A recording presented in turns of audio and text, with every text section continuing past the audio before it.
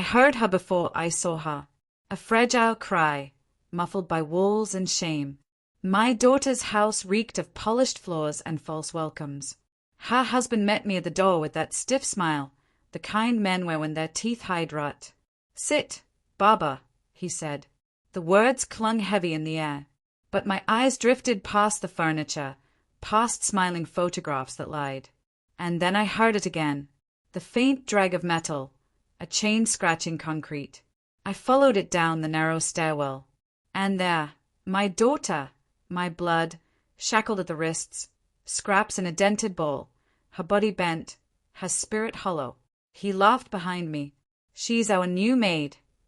I did not breathe. My heart thundered, but my face stayed stone. I kicked the lock apart.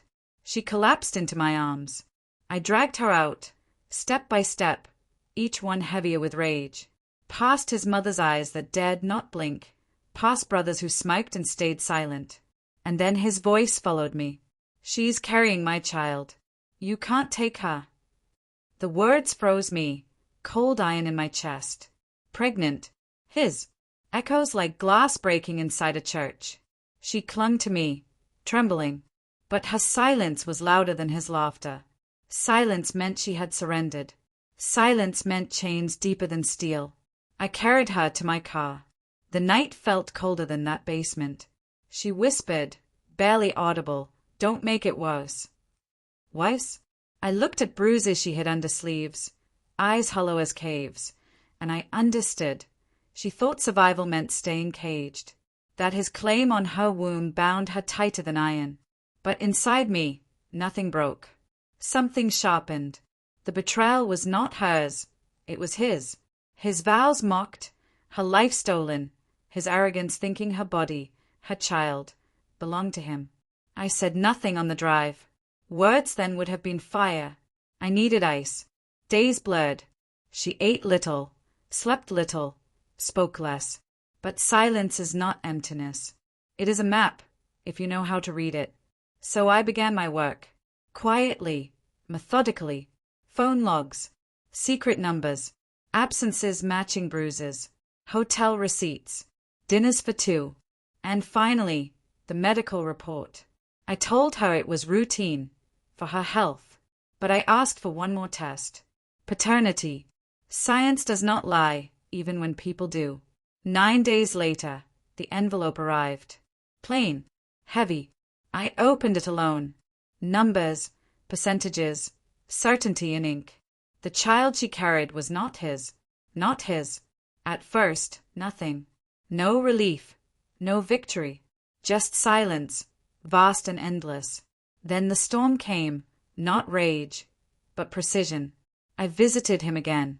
He smiled the same smile. Led me to the basement. Empty chains rattled like ghosts. I handed him the report. Folded once. My eyes locked on his. "Not yours." The color drained.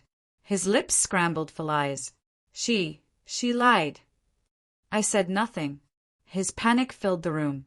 His mother lingered, whispering prayers. His brothers froze in the doorway.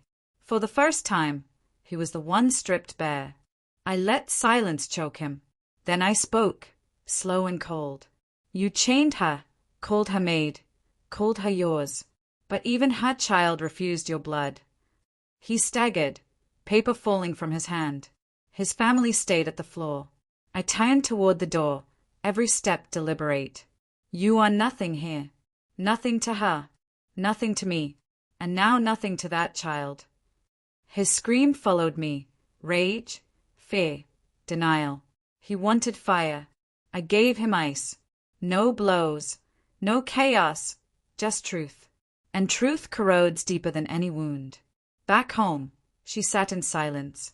The envelope lay between us. She looked once at me, eyes wet, lips trembling. But I did not comfort her. Pity is another chain. I said only this: "You are free. What you do with it is yours." Then I left her with the truth. The night outside was sharp against my skin. My chest hollow, but strong. Some chains you shatter with force, others with silence. And sometimes, the cruelest revenge is not what you take. It's what you leave behind.